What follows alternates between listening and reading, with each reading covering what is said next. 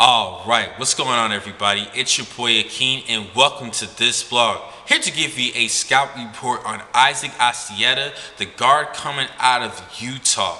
He's actually coming off of a big season in 2016 in which he was voted by many defensive linemen of the Pac-12 conference as the conference's top blocker. He had a great season, and he actually has his eyes set on the Morris Trophy given to the Pac-12's top offensive lineman. And he actually had a great year. And this is another good Pac-12 player from the offensive line who's entering this year's draft. And we've been seeing some great players in the Pac-12 who's actually in the National Football League as we speak. Talking about Joshua Garnett, he's playing for my Niners, Andrews Pete for the Saints, and Xavier Suafilo for the Houston Texans. And I think that Asiata can do the same thing. I think he can become a pretty good player for a team.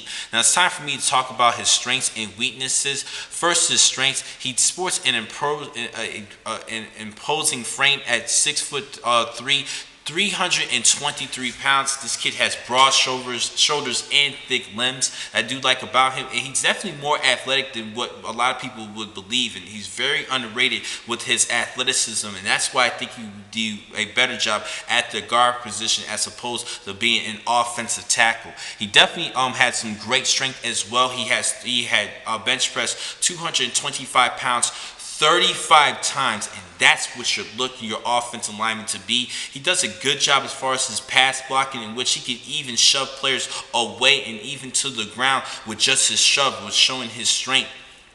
Does a good job cooperating with his teammates, communicating with his teammates in pass blocking schemes, and he does show impressive initial quickness and agility in pass protection, and he could actually even help out in pulling in the run game. We've seen that Jordan Williams had a pretty good couple of seasons being one of the top rushers for the Utah Utes. Now this is a good player for you guys to watch. Now he does have some weaknesses though. He's a bit top heavy and can be a little bit too far over his skis when rushing upfield to block at the second level, leaving him sometimes off balance. He does need a better job controlling his weight at 323 pounds. That is a little bit of a concern, but like I said, he does have a great strength. So if he loses weight, he might lose a little bit of strength. Just needs to lose a little bit more fat, and I think he could be even more athletic and even boost up his draft status. Now I think this is going to be a good prospect. Another thing that some people are concerned about is his age at 24, entering the National Football League, but I don't think that's too much of a concern. I just think because of his age, it shows that the only thing it shows that he won't probably grow anymore.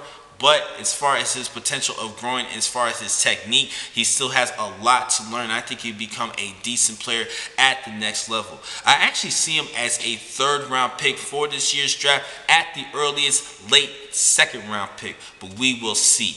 Now, the next time to catch you guys will be in just a couple minutes. I'm going to give you more blogs for today. Thank you for watching this blog. I'm your man, Akeem McCall.